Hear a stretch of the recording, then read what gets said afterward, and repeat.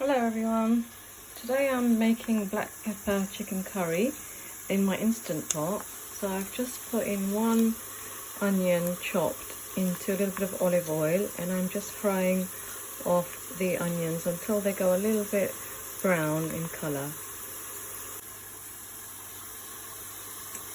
So they've just gone a little bit brown, and this has been on saute mode, by the way, on the Instant Pot. So I've just added in one whole baby chicken chopped up into small pieces. I've added 1 teaspoon of garlic ginger paste, and I'm just going to saute the chicken for about 3 to 4 minutes. Just added in one whole chopped tomato for some flavour. So I've just added in these spices. I've added in 1 teaspoon of salt, half a teaspoon of cumin powder, 1 teaspoon of garam masala powder, and 2 teaspoons of coarse black pepper powder.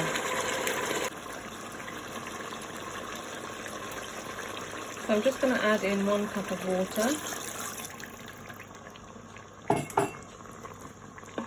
Give it a little stir, and then we're going to pressure cook the chicken for around 5 to 6 minutes in the Instant Pot.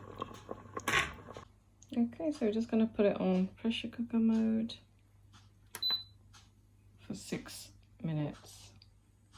So the chicken has just been cooked in the pressure cooker, and I'm just sauteing it just to thicken up the gravy a little bit. And I'm just going to add in some green chilies and some coriander. And this will be lovely eaten with some fresh roti or naan or even rice.